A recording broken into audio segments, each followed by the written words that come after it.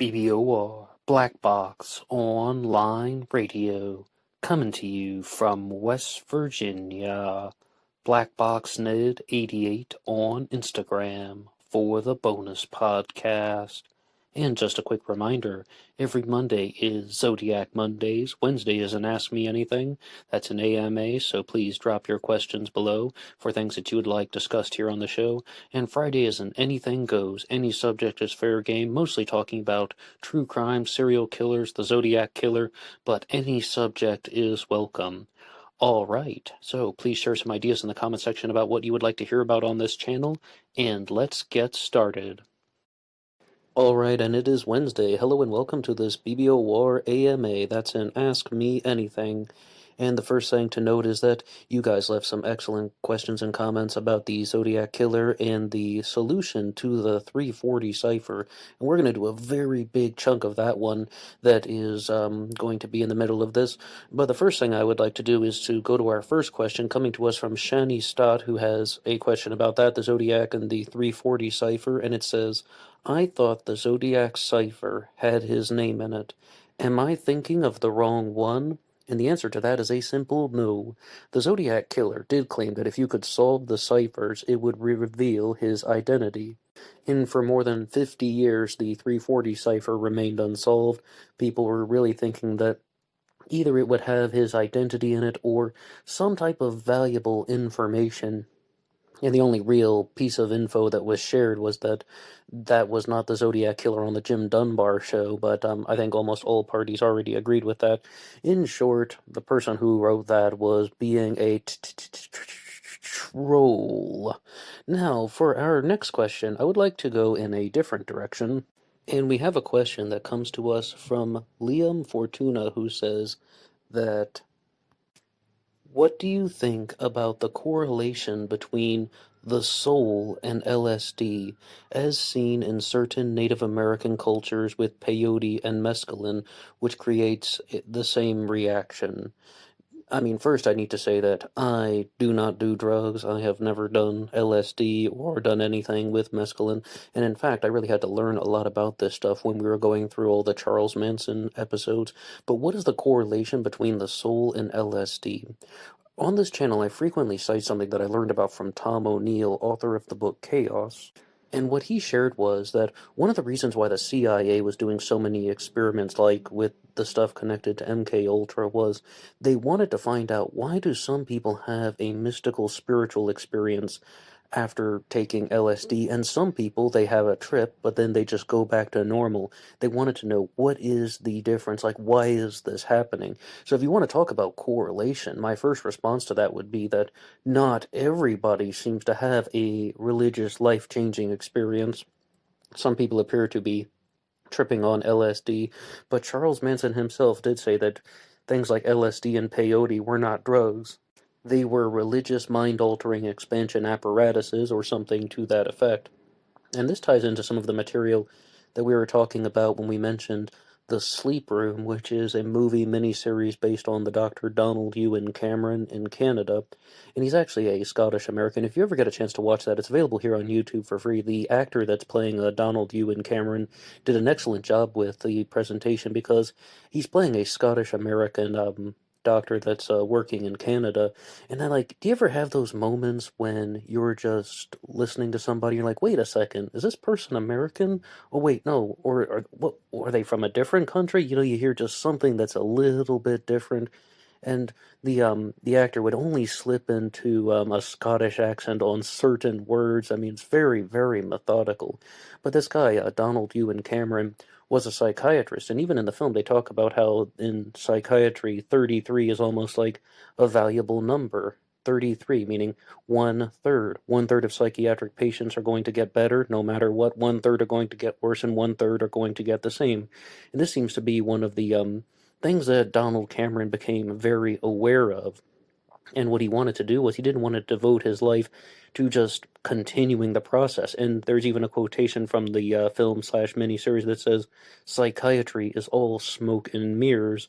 And one of the ways that he wanted to break the cycle was to do some very controversial experiments on his patients to see if he could put pressure on them in certain ways to get a desired effect and a desired outcome. And that's when the CIA gets involved, and the CIA started funding his experiments.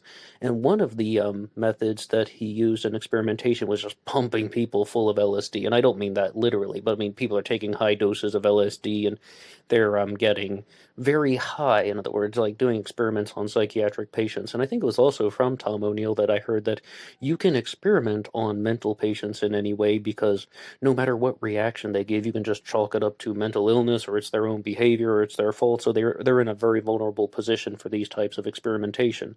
But Donald Yu and Cameron would also do things like force people to listen to voice recordings on repeat over and over again, where they have like headphones that are just strapped on, and many of his patients got severely worse. In short, their systems were crashing, and then they just had very intense mental breakdowns, and they put them in these they just had to move them all to these like large facilities called Cameron rooms, where you would just have many incapacitated mental patients together. The experiments backfired.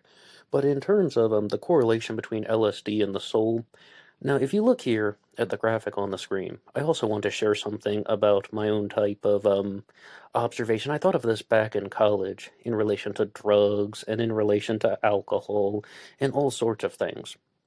And if you look, you'll just see three lines. And what I like to say is, this is your brain. And then we can go see the next one that says, this is your brain on drugs. Okay, you've got the same three lines, but they're intersecting in different ways. They're intersecting at different points. And the reason I thought of it back in college was when I was, doing like the whole creative writing thing, English composition pathway, we would have these conversations. The professors would encourage us to have these types of conversations where they would say something to the effect, do people really need drugs to have this type of inspiration? Do they really need anything like LSD or peyote to have a type of pathway into the soul? And that's when I began to think of this thing about the three lines, because it really came from alcohol. I mean, I'm somewhat of a recovering alcoholic myself, and I'm not saying that in any joking way. I may have never done anything like LSD before, but that was what I did, mostly in my 20s. And with alcohol, I think it's rather obvious, because I would have to even make the bold statement that I have never seen anybody do anything drunk that they would not also do when they are sober. Like the person who gets drunk and punches a wall, they also punch walls when they're sober. The person who gets drunk and gets really silly, well, at certain times they get really silly when they're sober. Just get them into their comfort zone, and then they're going to start acting in a really silly way. Or the people that just get really nice and pleasant when they're drunk and they're all euphoric, they act that way when they're sober too. Alcohol is just something that takes away those anxiety barriers, hence the name liquid courage. It's more just, it makes people a little bit more aggressive because they aren't so afraid of what they're doing, hence the because of the disorientation to a certain extent.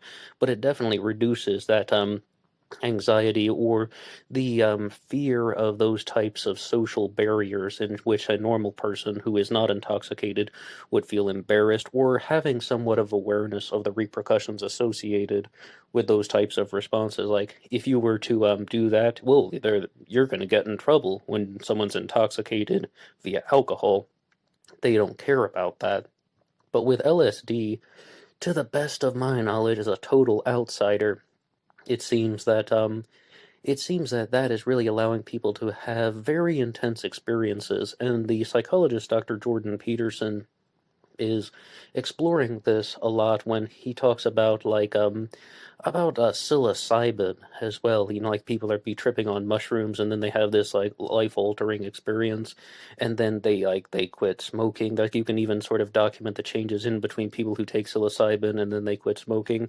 And one of the things that I heard him just say one sentence about, it was a clip from the Rubin Report, is that MDMA and like ecstasy, that can be used as a way to combat post-traumatic stress. In like, I mean, there's going to be some very experimental stuff in the future because a lot of people are simply just not going to want to hear that drugs have any type of value or benefit. They just want to be like, oh no, these things are bad and we just need to either keep them in the underground or get rid of a lot of these things. But is there an actual correlation between LSD and the soul?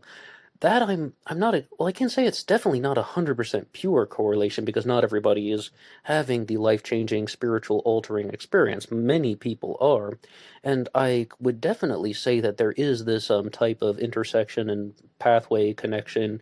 Like your brain will connect in ways in which it won't normally connect under things like LSD and peyote from my own outsider perspective. And as far as peyote goes, also from the looking up the stuff about Charles Manson, I had to learn earlier this year on the channel that mescaline is the thing that gets you high. Mescaline is found in peyote, and peyote is just a type of cactus, even though I've never done it before. I mean, I knew one guy from Arizona that said he only did peyote one time, and then he was just some Native American guy came over to him and his buddy's house or something. Maybe they lived in a trailer at the time, and then he just dropped a paper bag that was just full of like these pieces of a cactus, and they had no idea what to do with it. They had to get online and learn how to separate the mescaline from the peyote cactus. But when we say peyote and mescaline, mescaline is found in other plants as well. It's not only the type of peyote cactus, and that goes into some whole other things about the murder of Gary Hinman and the connections between Charles Manson and Bobby Beausoleil and what really was going on with that whole situation. All right, but Liam, thank you for the excellent question. And now we have a Zodiac Killer question that comes to us from Stonehouse Guitars, who says, I have a lead. The problem is, I need Richard Hoffman's middle name. Does anyone happen to know it? And I read that and I just began to think, what is Richard Hoffman's name? Talking about, of course, the first officer on the scene after the Blue Rock Springs shooting, July 4th of 1969. And Richard Hoffman might actually be playing a larger role in the Zodiac Killer mystery, but I just began to think, what was his middle name? And I tried to search around on some of the websites. I couldn't necessarily find it. If anybody knows, please drop that in the comments section below. And I think that now is a good time to go on to some of the other Zodiac Killer questions that people had been leaving on the channel, because we did have the very large breakthrough recently about the solution to the 340 cipher, and a lot of people were kind of going down the pathway that I was when, yes, okay, they want to celebrate, they want to they want to have this good experience. Okay, the 340 has been solved, and I definitely had that moment when I'm just like, wow, this is something very monumental. This is groundbreaking. And we have Super Strike 9 who says, major respect to David and his group for the solution. And then Benjamin, excuse me, says, and we'll come to everything. It's just the end of the Z340, but the Zodiac mystery is still alive. Absolutely, but it really gives you a certain sense of perspective when you can realize that if the 340 did indeed have a solution, and it was solved, then perhaps we will get other answers to the Zodiac Killer mystery in the future. NPC Porky says, regarding the deciphered message is like reading something out of a time capsule. Absolutely. Talking about an appearance on the Jim Dunbar show, and I made an observation during our Zodiac Z340 episode when I was like, is it possible that the Zodiac really didn't think this thing was going to go on for 50 years, and he probably thought that the cipher would be solved much more easily? Ammo8 says, I just heard about this, it's interesting. Metaphysical Logic says, let's see if he can crack the other one next. And I believe in David's video he even said that he thought it's possible that the Zodiac's identity could be contained in the Z13 cipher. But I saw an excellent video about the Z13 cipher that was available on Rick Hanson's channel, RickHanson, Rick Hanson, and he talks all about how the Z13 cipher, that's the one that it has like AEN and what looks like 3 8s, and then there's even an Aries symbol in there, 13 symbols though, and what he said something was, and I really hope I don't misinterpret this because I think his presentation on it was a little bit more profound, but it's more just about how it's just mirroring different possibilities. It's almost just like, it's just sort of like a back and forth where there's like this mathematical way in which you can just create infinite possibilities out of it, but it's just going to be the same message forward and backward, just like name, but it can go on forever. It was a very, very interesting video on Rick Hansen's channel. Now, Talk to Suffer has a really nice comment here that says, the Zodiac is always talking about slaves in paradise, always with the paradise. Dice is a surname, and certainly Dice can be a name, D-I-C-E. And is this something that is going to be a little bit more connected? I can't think of a single Zodiac Killer suspect that has the name Dice, but I can't even think of too many famous people who have the name Dice, but this definitely is something to think about. That is the reason why the Zodiac always talked about slaves in paradise, trying to cue people in or something, or either just that D-I-C-E. Does that have a larger meaning? And then Steve says the 340 was solved. Holy shit! Yeah, thank you, Steve. And Sean Hanks says, nothing new in the 340, but it shows that the amateur detectives are on the Zodiac's heels. This could be the first domino to fall. We all also thought the Golden State Killer wouldn't be solved. But I have faith that we are closer and getting closer in this case than we all think. Totally. 100%. And I think that this is just a very, very valuable mindset. There are answers in the Zodiac Killer mystery, and we may see them in our lifetime, no matter who you are. Professor Stewart has one here when he says, I admit, I was one who began to think that the Z340 was deliberate gibberish. This is an amazing achievement. Hey, Professor Stewart, you are not alone. So many people have written into the channel saying the ciphers are red herrings. The 408 cipher that talks about I like killing people because it's so much fun, it's more fun than hunting wild game in the forest, that was a simple substitution cipher. And when you look how easily that was solved, somebody was like, okay, the Zodiac was not some expert cryptographer. He wasn't an expert cryptologist. I always have trouble with that word. But instead, what happened with the ciphers is that he composed a very simple one, and then the other three, the Z32, the Z13, and the Z340, were all gibberish, meaningless, red herrings. In short, creating a murder mystery that could never be solved 100%, and the only way to do that is if they had no precise meanings. But if David has indeed solved the Z340, which almost everybody believes that he has, the FBI has confirmed this solution, that appears that there are going to be answers in the Zodiac Killer mystery. Alright, well, thank you guys so much for these excellent comments on the Z340 episode.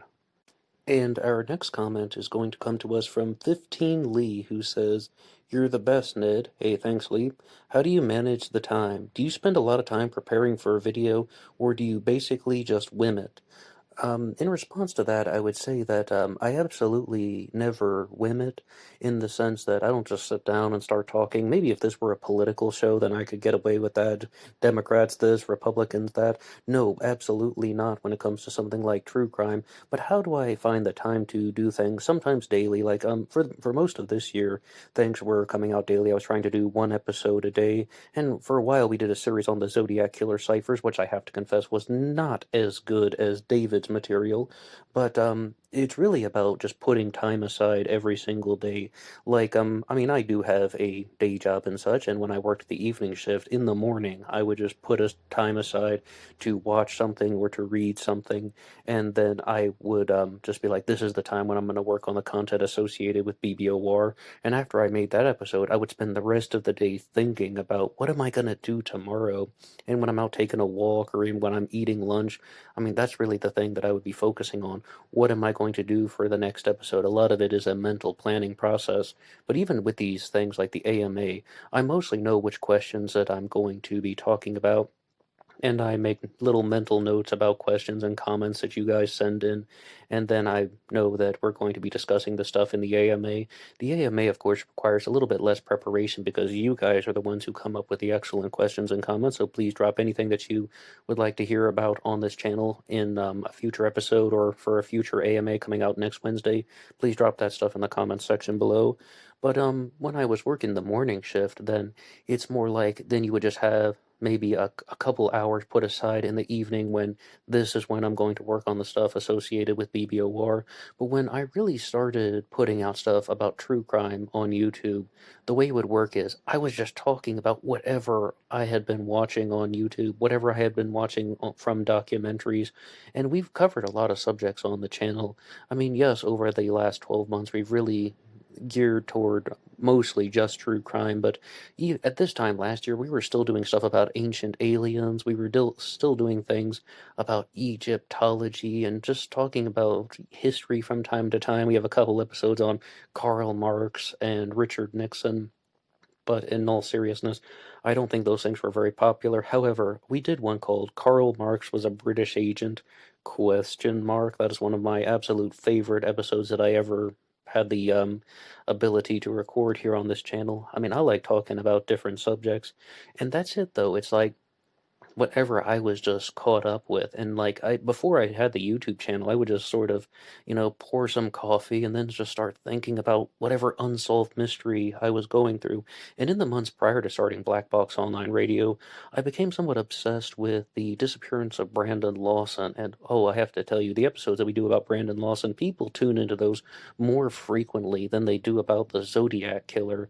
But I'm really just somebody who isn't that up to date on everything, or I think I've said everything that I have to say about Brandon Lawson. We will keep, keep up with some things, do an update every now and then, because I want to know the answers to these questions, and I think that that is one of the reasons about why I would put these things out. I'm genuinely curious. I want to read up on about this stuff, reading articles, watching YouTube videos, just like anybody else. I don't have any expert training in this, and a lot of it really shows. I mean, people who are connected to law enforcement do not necessarily like this channel too frequently, but I do have to note, if we're going to do the AMA, somebody called me out, not on anything to do with a true crime case, but about one that we did on UFOs, and they're saying, hey, you got the basic facts wrong. If you want to be seen as credible, you got to get the facts right.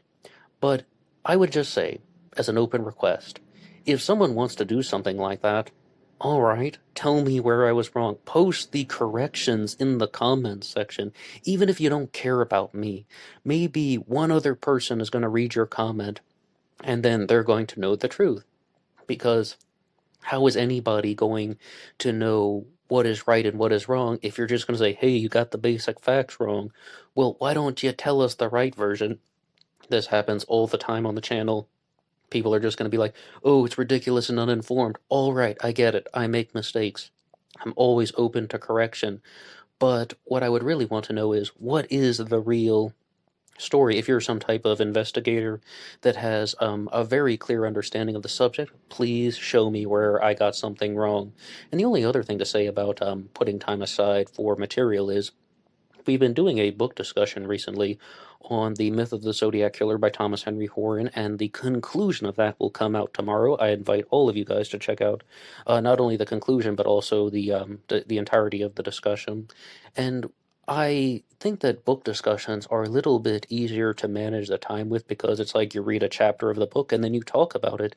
And most of the book discussions that we've done have been about the Zodiac Killer. We did the Great Zodiac Killer Hoax of 1986, and I said I wanted to redo it under the Myth of the Zodiac Killer label to get a little bit deeper into the material, as well as to put out the episodes with a little bit more consistency, and to just have another go at it, have another chance at it. But we also did Zodiac Unmasked by Robert Graysmith. We did Time 17 by Gareth Penn. We did The Most Dangerous Animal of All by Gary Stewart. And when you're doing that, it's like you read a chapter of the book and then you talk about it, and you can build upon all of the previous things that you've gone through about the Zodiac Killer and about people like Robert Graysmith. And we've talked a lot about these individuals, so we can build upon the material that has been laid out in previous episodes. So I think that that is one thing that is a little bit easier to arrange in terms of time management. I mean, sometimes though, if you're just going to be watching one documentary, you're only going to get a very biased presentation. And I've done that before. We've done like a documentary response on this channel, or even worse, an interview response. And you only get, just a little bit of the facts. And it turns out, after like reading the book, you find, oh wow, there actually is a whole lot more to the story. And I think that goes without saying, but that is definitely something that comes up from time to time here on the channel. And in regards to this, I would also say that this is December of 2020 right now. We're going to be approaching the year 2021, and in terms of finding time to learn about things, I did a couple episodes on the coronavirus and the pandemic, and in the description box here, we will have a link to an episode called Coronavirus Special Report from BBOR. If you would like to look back and see some things about the changes in the year 2020, I think that that would be something that I would invite you to listen to. This channel, of course, relies on your support, and the best way you can help out is just by listening. And it was when everything was just starting out in the pandemic, and I was even calling it COVID-19, and I would just once again invite you guys to have a listen to that, and that will be available in the description box here, and we will be right back after this short break. Bum ba bum bum bum ba bum bum bum ba bum bum bum. At this time, I would like to talk about some of the ways in which you can help Black Box Online Radio. This channel relies on your support, and the best way you can help out is just by listening to some more content. If you like what you hear, you can hit that like button, subscribe, and share with your friends on social media. But I should also say that Black Box Online Radio now has a Teespring page, and there will be some links in the description box. Please feel free to check out some of the merchandise that is available. Almost all sizes and colors are listed. So, you can also help out by going over to the Zodiac Killer channel and watching the documentary series Obsession into Darkness, parts 1, 2, and 3. I was one of the contributors for that, and you can see some other great Zodiac content on the Zodiac Killer channel. And yes, there will be a part 4 of Obsession into Darkness at some point in the future. And for now, let's get back to the show. Okay, and we are back, and let's get right to our next comment that is going to come to us from YouTube user David Ike, who says, "Here's a topic you probably have never heard of that may interest you, Ned. There is a supposed headquarters for the Illuminati named Chateau des Amerrois, please excuse my horrendous French mispronunciation, and apparently there's a room in it that makes 1,000 points of light. This was referenced by George H.W. Bush in one of his speeches when he talked about the 1,000 points of light. To respond to this one, I would say that we will be doing an upload on this on Friday for the Anything Goes segment, so everybody please look out for that one. Thank you, David, for the suggestion. We will be using that one later this week, and we will answer and respond to everything about that in detail. And I've already begun to look up some things about George H.W. Bush and the 1,000 Points of Light. That is, I fully have to accept that I had not heard of that specific reference before, and I did even find the speech segment where he talks about 1,000 Points of Light, and that actually goes on to be some of Bush's charity work post-presidency, is also about the 1,000 Points of Light. There's even a channel on YouTube that's talking all about his work after the presidency under that name. And George H.W. Bush also publicly talked about the New World Order, so we will get into some of those things as well. But one thing I would like to note is that I even asked that guy, David Icke, "Hey, are you the real David Icke?" And he's like, "No, I'm just a fan." I mean, you might be thinking, of course, right? But sometimes people do write into the channel who are published authors, such as Mike Rodelli, who is going to be our next comment. And firstly, I should say thank you to Mike Rodelli for listening to anything here on this channel. But it appears that Mike Rodelli is not going to be the biggest fan. "I'll never understand how people can do podcasts or post comments on message boards about my research when they haven't read my book." Yeah, I confess I did not read Mike Rodelli's book in its entirety, but what he's talking about is an episode that we did called Zodiac Killer Shel Cavalli Part 1, and the overall focus of that one is Shel Cavalli as a Zodiac Killer suspect.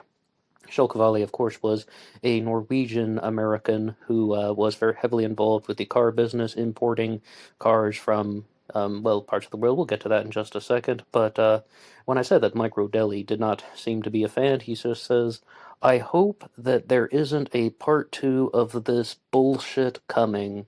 Well, sorry, Mike, but part 2 is already out, and at this time I would like to invite everybody to listen to our episodes, Zodiac Killer, Shel Cavalli Part 1, and yes, the journey continues in Zodiac Killer Shell Cavalli Part 2. However, Micah Rodelli would like to say one thing here, just to correct one misstatement in this video. Shell Cavalli was the exclusive importer of Volkswagens to the Pacific Northwest beginning in 1952, and driving around Lake Berryessa that day, September 27th, 1969, I am sure that it would have taken Cavalli about 2 minutes to recognize that the Volkswagen Karmann Ghia with Oregon license plates was one that he had likely imported through his dealership, Riviera Motors in Portland, Oregon. So there's no question to whether Cavalli had imported this car or not. He did. And I don't have a transcript of that upload in front of me, but maybe I did question that. But right now, if you were just asking me off the top of my head, I don't think I ever disputed any of those facts. I mean, I think that's something that is widely understood, that the Karmann Ghia that Brian Hartnell was driving was purchased from Shell Cavalli's showroom. I mean, Mike Rodelli apparently heard something there that he would like to share, and he's setting the record straight, and I do appreciate him writing into the channel at all. I mean, he's definitely someone who is a little bit very well esteemed in the Zodiac community, and his book is called The Hunt for Zodiac. I would invite anybody to check out Mike Rodelli's stuff. Now, going on to our next comment here, as you see in the title, we will be talking about the murder of Kelly Cook for just a second. And I have to give a shout out to YouTube user Kelly Gable, who brought this to my attention. And Kelly Gable's comment is, "Can you do an episode on Kelly Cook, the backup babysitter? Look it up on YouTube. I have a strong feeling that Robert Hansen or Donald Lee Booyak might be the man, Bill Christensen." And I mean, I have to tell you guys, I had never heard of this case until Kelly wrote into the show. So what I would like to do is I would like to get a little bit of help from the channel Missing Kids Rescued here on YouTube that has a little segment that they've written out about the murder of Kelly Cook. Alberta, Canada, April 22nd, 1981, started out like a normal day in the small farming community of Standard, Alberta, about 70 kilometers northeast of Calgary. Kelly got a phone call from a man using the name Bill Christensen who said that he wanted a babysitter. Another girl had turned him down and gave Kelly's number hours later. A car showed up at the Cook family home, and that was the last that Kelly was seen alive. And just from watching a little bit on YouTube, as I said, I just learned about this a couple of days ago. Her body was found about 2 months later. She was found submerged in the water, and this individual had murdered her. They did not reveal how she was murdered and all of the details in regards to the disposal of her remains. The police kept some of that privileged, but her body was tied to cinder blocks and thrown into the water. So, I mean, that really goes to show that someone was definitely trying to hide evidence. They were even asking this question, was this person trying to send a message to anybody? And it appears that the answer is no. He wanted to bury Kelly's remains underwater, and no one would ever find her. But as far as Donald Lee Booyak or Robert Hansen being involved with this, Robert Hansen was the serial killer from Anchorage, Alaska, known as the Butcher Baker. And if I can follow what Kelly Gable is saying, that Robert Hansen was a pilot, and perhaps he was flying to different parts of the country, maybe even San Francisco in the late 1960s, and being involved with various murders throughout North America. But I mean, of course, as his serial killer nickname goes, the Butcher Baker, his primary occupation was being a baker and running Hansen's Bakery in Anchorage, Alaska. However, he took up recreational flying, and it's actually one of the few cases where somebody would transport victims by plane while they were still alive, and then he would drop them in the snow in Alaska, and then he would then shoot them with his Ruger Mini 14 rifle. And we did an episode last week called Serial Killer Robert Hansen, Alaska's Butcher Baker. I would like to invite everybody to listen to that one as well. But with Donald Lee Booyak, now I was looking at the description of this Bill Christensen individual, and the most notable thing about him is that he had a very bizarre bridge to his nose. It was very abnormal, but it was described as not being broken. Like, someone who has a broken nose, maybe you're going to notice some things about them very, very quickly. But, I mean, Donald Lee Booyak, at first I thought the height was a little bit wrong, and then I went over and I got on Kevin Robert Brooks's channel. He's the authority on Donald Lee Booyak. And the confusing thing about Booyak's height is that Donald Lee Booyak, to quote Kevin Robert Brooks, was 5'9.5", but his driver's license said that he was 5'11". And of course, Kevin Robert Brooks has talked to the Booyak family a lot, and they went through a lot of these things. Lots of people misrepresent their height on IDs and such. But I'm 5'8" actually, and I went to college with one guy whose ID said that he was 5'9", and he was shorter than I was. I mean, people misrepresent this stuff because they think that well, I think you can get the idea.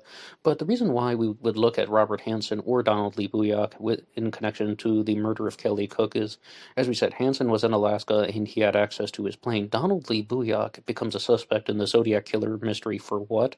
For the Montana connection, the Deer Lodge prison that is located in Montana that was mentioned at Lake Berryessa. Alleged, and I would highly recommend you go over to Drew Beeson's channel, The Zodcast, to hear about some of the info that he's dug up on that. Kind of not exactly debunking the Montana connection or this idea that that the Zodiac Killer actually said the words Deer Lodge, but providing an alternative. There's a great episode of the Zodcast that talks a lot about that.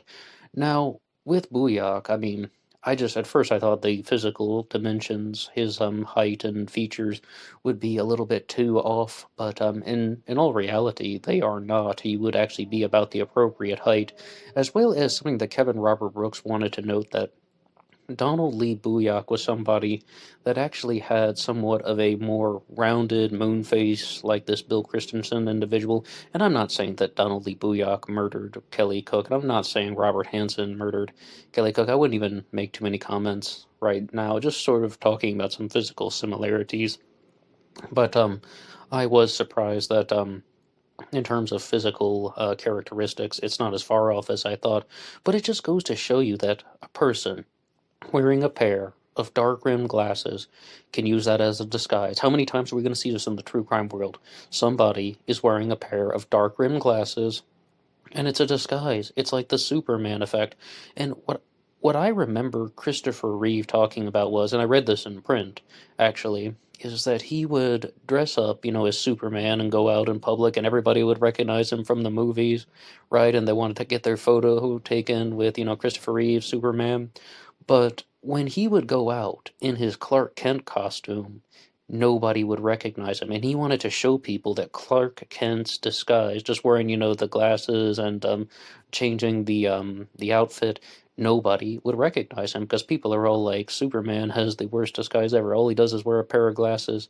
And I can follow what he's saying, but to the credit of Christopher Reeve, I mean, he really showed that it's not just about the eyeglasses, it's also about the mannerisms, the personality, and you can see that done so well on screen.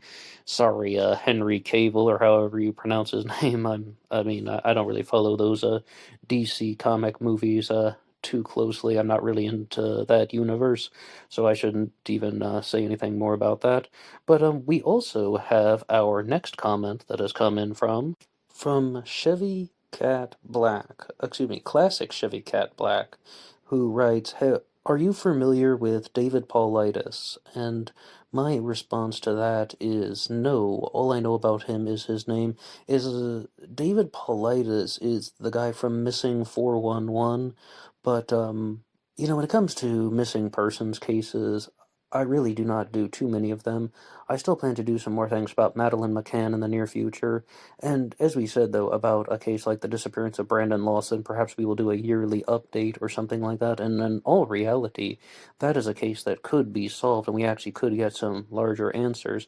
Another missing persons case that comes up a lot on this channel is the disappearance of Moira Murray. And I've really liked a lot of the feedback that you guys have been leaving on some of those Moira Murray uploads. I reached out once to Erin, who hosts the podcast 107 Degrees. She's one of the co-hosts, actually.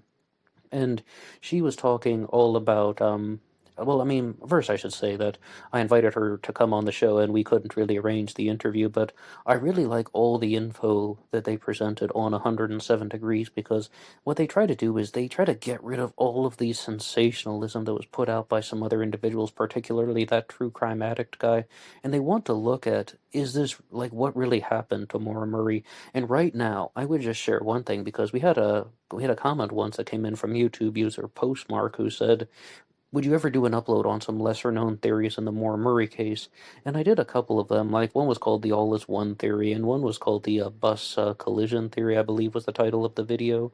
But what I was saying, what I would like to talk about now is one that was Moira Murray abducted by a woman. This is the disappearance from February 9th, 2004.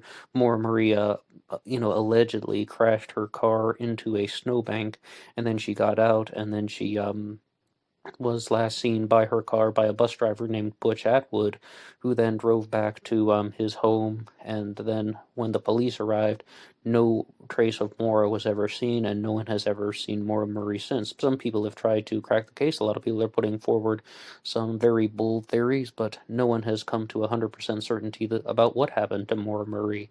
And if I were to put forward one theory that I think is lesser known but rarely discussed, was she abducted by a woman?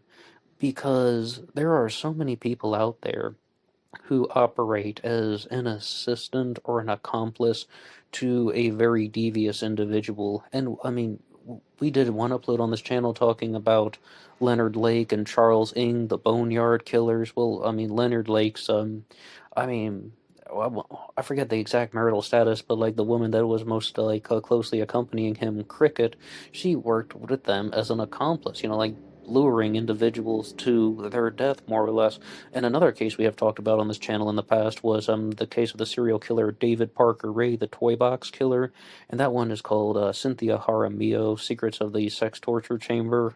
I think, and really, Cynthia Jaramillo is the becomes the center point of that one. She was one of the surviving victims of David Parker Ray, and you may have heard about her on some other podcasts. They don't always address her by name, but she's the woman who escaped a torturous serial killer wearing nothing but a chain. She just runs out into the street naked, and she's trying to wave down cars, and then people are just like, hey, there's a naked woman wearing only a chain. I'm going to drive away. The first two cars she approaches, they're just like, I don't want to talk to this person, even though she's obviously in in a very, very dire and desperate situation.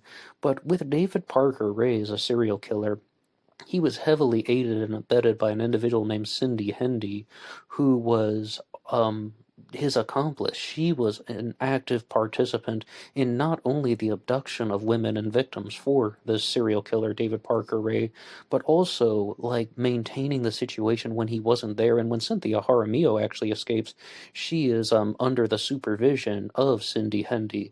And another example of this is perhaps even more famous, the case of Elizabeth Smart, and who was abducted by Brian David Mitchell, and he was heavily aided and abetted by Wanda Barzee. So, I mean, you have women who are active participants in locating victims, luring victims to vulnerable places. This happens time and time again. We could talk all day just about examples of both cases in which women participate in the sexual deviance of the crimes, or they participate in the murderous aspects of the crimes, but sometimes they are just the accomplice that is bringing victims to a male partner. And it's absolutely heinous and disgusting. But one thing I am curious about is that the fate that Moira Murray met at the on February 9th of 2004, because she turns down help from that male individual. We said Butch Atwood, a bus driver. And you can even see a small video clip of Butch Atwood talking on YouTube. Many people think that he was the person who had something to do with Moira's disappearance, because he is reported to have been the last person that saw Moira Murray alive. But I just get quite curious about that. Would she have refused help from a man, but then received help from a woman? Or she started walking down the road, maybe she was trying to get to a town, maybe she was just trying to go put some distance in between herself and the crime scene. And is it possible that she got into the car with a woman, and this woman drove her to meet a male accomplice who did something very heinous to her and, in short, murdered her? I'm not sure about that. I don't really have any hard evidence to support that, but it's definitely something that I've thought about, and that's why I think we can talk about these things in the AMA section here. And at this time, I would just like to ask you guys, what are some other things that you would want to hear about on this channel. And I will explore more of these things about Donald Lee Booyak and some criminal activities that are going to be surrounding him.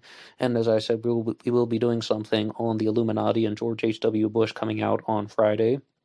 And always, we will have some more stuff about the Zodiac Killer. Mondays are going to be solid Zodiac Mondays. So please drop your ideas in the comment section below for anything that you would like covered here on this channel. And if you disagree with some of the things that I have said, please share your thoughts and feelings about those as well. If you think that I'm wrong, please just tell me. And also, for anybody else who might be reading it, let's just, like, say why. I mean, like, let's set the record straight. Micro Deli did a very good job of that. And, I mean, obviously, Micro Deli and I seem to have some differences about whom we think was involved with the Zodiac Killer mystery. But, I'm still thankful that he offered, corrections and, he wants to set the record straight and share information, so that's one of the very valuable things that we need to be doing here on this channel. At this time, I would just like to say that's all for me now, and I will see you on Instagram for the bonus podcast. Until next time.